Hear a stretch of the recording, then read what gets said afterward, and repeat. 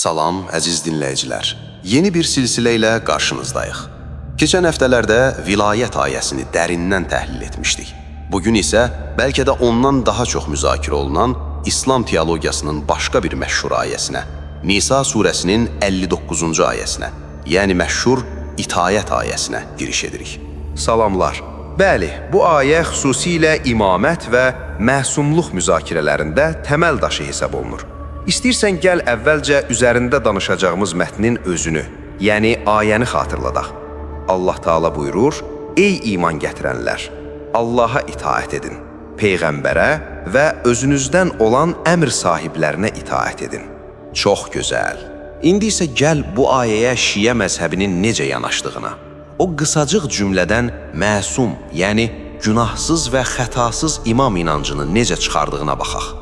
Onların qurduğu məntiq belədir.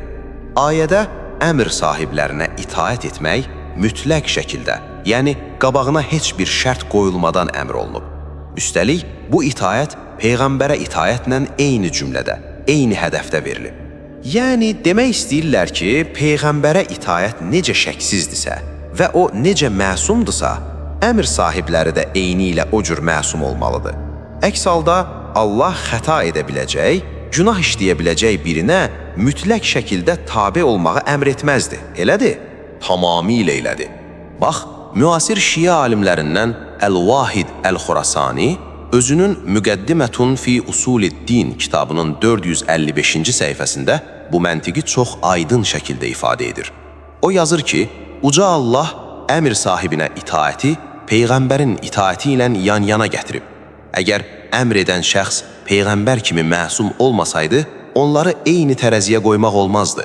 Çünki batilə əmr edə biləcək bir şəxs ancaq haqqı əmr edən Peyğəmbərlə eyni ola bilməz. Doğrudan da ilk baxışdan, xüsusilə də cümlə quruluşu olaraq çox cəlb edici bir məntiqdir. Bəs fərqli əsrlərdə yaşamış klassik alimlər də eyni arqumenti müdafiə edirlər? Bəli, bu dəyişməz bir arqumentdir. Məsələn, Şeyxud Taifə ləqəbli Məşhun Ət-Tusi özünün Ət-Tibyan təfsirinin 3-cü cildi 236-cı səhifəsində eyni qaydanı təkrar edir. O yazır ki, mütləq şəkildə itaəti vacib görmək yalnız səhvdən və xətadan qorunmuş kəslər üçün mümkündür. Belə bir şey isə adi əmirlərdə və ya alimlərdə ola bilməz. Bu, ancaq məsum imamlara xasdır. Aydındır. İddianın təməlini və fəlsəfəsini çox yaxşı anladıq. Yəni, itaət mütləqdirsə, o şəxs mütləq məsum olmalıdır. Amma mən burada fiqhə, lüğətə keçmədən əvvəlcə çox təbii, sadə bir tarixi sual vermək istəyirəm. Buyur, dinləyirəm. Axı bu ayə Peyğəmbərin sallallahu aleyhi və səlləm sağlığında Mədinədə nazil olub. O vaxt müsəlmanların arasında, həyatın mərkəzində Məsum İmamlar adlı idarəçi bir qrup yox idi axı. Şiə alimlərinin əksəriyyəti özləri də qəbul edirlər ki, imamların mütləq rəhbərliyi, itaəti Peyğəmbərin vəfatından sonra başlayıb. Ondan əvvəl onlar da Peyğəmbərə tabe idilər. Bəs onda Quran o an, o gün orada idarəçi olmayan, hələ gələcəkdə rəhbər olacaq kəslərə niyə indi itaət edin deyə xitab etsin ki? Möhtəşəm bir tarixi ziddiyyət tutdum. Quran heç vaxt müxatəblərinə heç bir təsiri və faydası olmayan, o an mövcud olmayan birinə itaət edin deməzdi. Əgər bu əmr dərhal icra olunmalıydısa, o gün Mədinədə müsəlmanların başındakı o əmr sahibləri kimlər idi?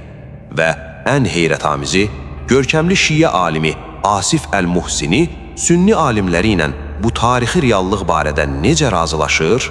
Bax, bunu səbirsizliklə gözləyirəm. Elə isə gəlin, bu tarixi sirrin və Peyğəmbərin əsl valilərinin kimlər olduğunu silsiləmizin ikinci hissəsində birlikdə açaq.